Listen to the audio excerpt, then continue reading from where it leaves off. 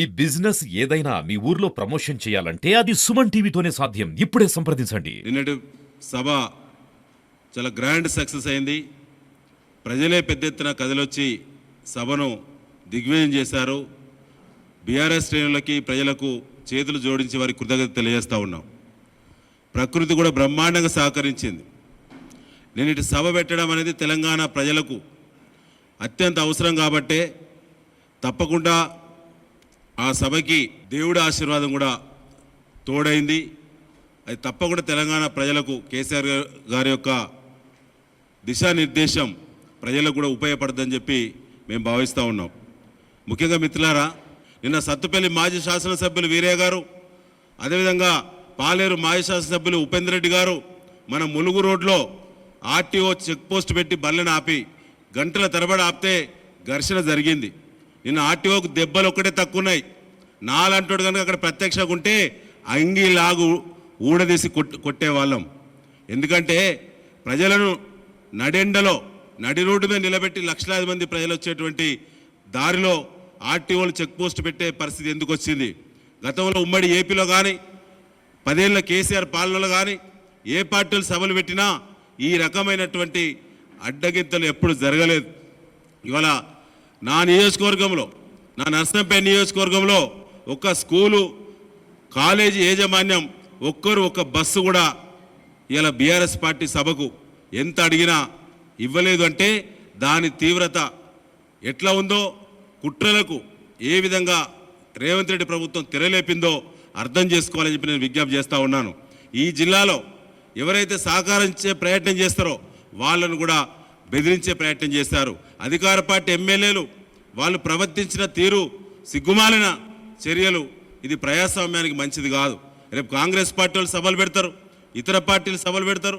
ఈ రకమైనటువంటి పరిస్థితి మంచిది కాదని చెప్పి ఈ సందర్భంగా నేను మరొకసారి మీ దృష్టికి తీసుకురావడం జరుగుతూ ఉన్నది.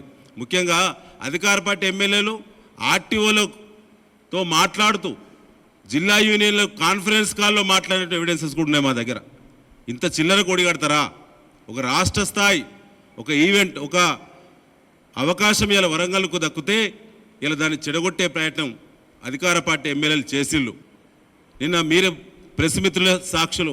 2000 మంది పోలీసులు ఎక్కడున్నారో ఒకసారి ఆలోచన చేయాలి. కాగితం మీద చూపెట్టింది తప్ప ఎక్కడ కూడా 2000 మంది పోలీసులు కాదు కదా, ఎక్కడ కూడా పట్టుమని 10 మంది కూడా ఎక్కడ కూడా ఊపలేదు.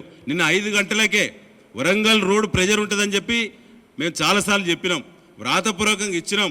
వరంగల్ రోడ్డు ప్రెజర్ ఎక్కువ ఉంటుంది. ఎరెస్ట్వెల్ వరంగల్ జిల్లాతో పాటు హైదరాబాద్, రంగారెడ్డి, మహబూబ్ నగర్, ఖమ్మం, నల్గొండ ప్రెజర్ ఎక్కువ ఉంటుంది, ఇక్కడ జాగ్రత్తలు తీసుకోవాలని చెప్తే నిన్న 5 గంటలకే అసన్పత్తి, ఎల్లాపూర్ దగ్గర చేతులు ఎత్తేసిళ్ళు పోలీసు మొత్తం కూడా.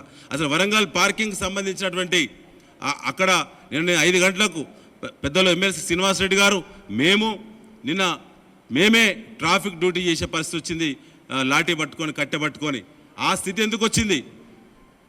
ఎందుకు వచ్చిందో పోలీస్ అధికారులు చెప్పాల్సిన బాధ్యత మీ మీద ఉన్నది. మీరు అనవసరంగా బారికేడ్లు అడ్డం పెడుతున్నారు. లక్షలాది మంది ప్రజలు వచ్చేటువంటి రోడ్లకు బారికేడ్లు పెట్టడం ఎక్కడిది? ఇది బుద్ధిలేని వ్యవహారం అని చెప్పి కూడా నిన్న ఎంత చేసినా ఒక్కరు కూడా స్పందించలేదు. నిన్న 5 గంటలకే ఖచ్చితంగా ప్రభుత్వం యొక్క ఒత్తిడి మేరకు 5 గంటలకే పోలీస్ మొత్తం కూడా బ్యాక్ అయిన్లు, రిట్రీట్ అయిన్లు, పోలీస్ ఎక్కడ కూడా డ్యూటీ చేయలేదు.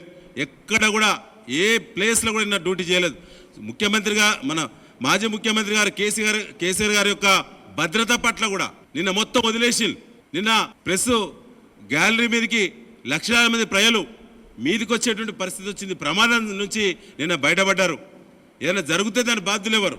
నిన్న అక్కడ ఒక 2 మహిళా కానిస్టేబుల్, ఒక జెంట్ కానిస్టేబుల్ తప్ప ఎవరూ లేరు అక్కడ. నిన్న కేసీఆర్ గారి వీడియోస్ మొత్తం కూడా ఆ డి చుట్టూ చూడండి ఒకసారి. ఎక్కడ పోలీసు లేరు, గ్యాలీలో లేరు, రోడ్ల మీద లేరు, ఎక్కడ కూడా లేరు. నిన్న 12 కిలోమీటర్లు నడిచి తిరిగినాం మేము మొత్తం కూడా, ఎక్కడ కూడా లేరు. అన్ని వీడియోలు షూట్ చేసినాం. నేను కమాండ్ కంట్రోల్ సెంటర్ పెట్టినాం. 180 సీసీ కెమెరాలు షూట్ అయినాయి. ఎక్కడెక్కడ పోలీసులు ఏ టైంకు లాఠీ కింద వేసిల్లో మా దగ్గర అన్ని ఎవిడెన్సెస్ ఉన్నాయి. అవన్నిటి పట్ల కూడా మేము మరొకసారి రాష్ట్ర పార్టీకి ఇవాళ అందిస్తున్నాం. మా కమిటీ అందరం పోయి కేసీఆర్ గారి దగ్గర ఇవాళ సమావేశం ఉన్నది. ఇవాళ ఆ సీసీ ఫుటేజ్ మొత్తం కూడా కలెక్ట్ చేసినాం. ప్రతిది కూడా మరి మా దగ్గర ఉన్నది ఎక్కడ పోలీస్ పర్యవేక్షణ లేదని చెప్పడానికి అన్ని రకాల ఎవిడెన్సెస్ మా దగ్గర ఉన్నాయి. ఇవాళ అవన్నీ కూడా ఇవాళ మా అధినేతకి ఇవాళ సమర్పిస్తాం. జరిగిన డ్రామా ఏందో, జరిగిన కుట్ర ఏందో తప్పకుండా సమాజానికి చెప్పాలని చెప్పి ఇవాళ ఈ ప్రెస్ మీట్ పెట్టడం జరిగిందని చెప్పి తెలియజేస్తూ, ముఖ్యంగా ఏది చేసినా ఇవాళ బారికేట్లను తన్నుకొచ్చి లక్షలాది మంది ప్రజలు సభకొచ్చి, ముఖ్యంగా యువత బ్రహ్మాండమైన రెస్పాన్స్, యువత కూడా ఎక్కువ పాల్గొన్నటువంటి, నాకు తెలిసి నేను 2001 నుంచి కేసీఆర్ గారి వెంట ఉన్నాను.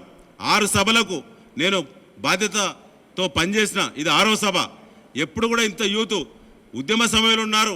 నిన్నటి సభలో మళ్ళీ చూసిన 10 ఏళ్ల గ్యాప్ తర్వాత, అంటే యువతలోనే వచ్చింది మళ్ళీ కేసీఆర్ గారే రావాలని.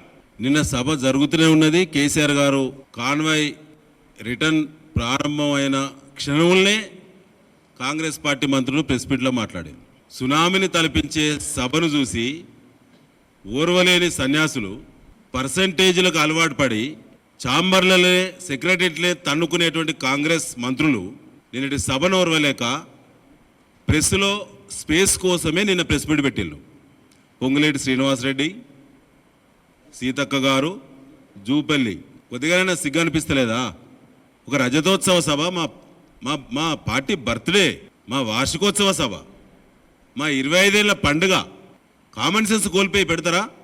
మీ పార్టీ ఆవిర్భావానికి సంబంధించినటువంటి ఆవిర్భావ దినమున ప్రజాస్వామ్యంలో స్పిరిట్ ఇదేనా? ఒక రాజకీయ పార్టీగా ప్రజలకు ఇచ్చే మెసేజ్ ఇదేనా? మా పార్టీ పుట్టినరోజు సందర్భంగా మేము నిర్వహించుకునేటువంటి సభ గురించి మీరు కామెంట్ చేయవచ్చా? ఎక్కడ దిగజారిపోయారు మీరు? సిగ్గు అనిపిస్తలేదా? జనం ఏమంటుల్లో ఉల్లాల తిరిగే పరిస్థితి ఉందా మీకు? తప్పిసుక తిరుగుతున్నారు దొంగల వలె. నిన్న చెప్పండి కేసీఆర్ గారు, ఇక మొదలైంది రణం. 10 రోజులు వస్తాయి. తెలంగాణ రాకముందు మీ బతికెట్లుండనో కాంగ్రెస్ పార్టీ ఆడికి పోతారు. మళ్ళీ రాజకీయాలు ఎప్పుడైనా మాట్లాడుకోవచ్చు, కానీ నిన్న బీఆర్ఎస్ శ్రేణులు అందరూ పండుగ వాతావరణం ఉన్నటువంటి సందర్భంగా మాకు శుభాకాంక్షలు చెప్పాలి. మీకు కామన్ సెన్స్ ఉంటే, అంటే కుట్ర చేసి నిజమనేట్టే కదా. ఒక మంత్రి గారు అంటారు, మేము కుట్ర చేయదలుచుకుంటే ఆ సభకు అంత జనం వస్తారా అని ఒకలంటారు. వాళ్ళు మాట్లాడే మాటలనే పొంతనం లేదు. నేనంటా, మీరు కుట్రలు చేయకుంటే నీ కాంగ్రెస్ పార్టీ ఎమ్మెల్యే 1215 ఎకరాలు 283 మంది రైతులు రైటింగ్లో సంతకం పెట్టి కాన్సెంట్ ఇచ్చిన పోలీస్ కమిషనర్ వరంగల్ గారు వ్రాతపూర్వకంగా సర్వే నెంబర్లు, ఎక్స్టెంట్ మ్యాప్ అప్రూవల్ చేసి సంతకం పెట్టిన పర్మిషన్ ఇచ్చినటువంటి ప్రదేశంలోకి నీ అధికార పార్టీ ఎమ్మెల్యే కాంగ్రెస్ పార్టీ జెండాలు పెట్టుకుని వస్తాడా? 1215 ఎకరాల్లో మాకు ఎలకతుర్తి ఒక గ్రామం, ఆడ మీరు హోర్డింగ్స్ పెట్టేస్తా? మీరు రియాక్ట్ అయితే మీ హోర్డింగ్లు ఉంటాయా? మీరు ఉంటారా? అధికార పార్టీ ఎమ్మెల్యే జెండాలు పట్టుకొని మేము ఆడ తప్పులు చేస్తాను, ధ్వంసాలు చేస్తాను. వాగు మీద మట్టి నేర్పినవండి వాహనాలు పాస్ కావడానికి, అదో పర్మనెంట్ కన్స్ట్రక్షన్ కాదు. ఫోన్లోనే వీడియోలు అధికారులతో మాట్లాడి హుకుం జారీ చేసింది కదా. సభ ఉన్నది కదా, పండుగ కదా అని చెప్పి ఓపిక పెట్టాం మేము. అయిపోయింది, ఇక చూద్దాం. ఇరిగేషన్ అధికారులు వచ్చి మాతో అండర్టేకింగ్ తీసుకొని పోయిళ్ళు మీ కంప్లైంట్ మీద. సిగ్గు అనిపించలేదా? ఇరిగేషన్ వాళ్ళకు మీరే కంప్లైంట్ చేసిన మీ ఎమ్మెల్యే, వీడియో ఉన్నది ప్రెస్ దగ్గర. ఫారెస్ట్ అధికారుల కాడ మీ ఆడ 200 ఎకరాల ఫారెస్ట్ మొత్తం చెట్లను మొత్తం 200 ఎకరాలు నరికినమాట, ఫారెస్ట్ మొత్తం కథం చేసినమాట. ఫారెస్ట్ అధికారులు వచ్చిళ్ళు. ఆర్టీఓను నిన్న తన్నుడే ఉండే, నాకు దొరకలే.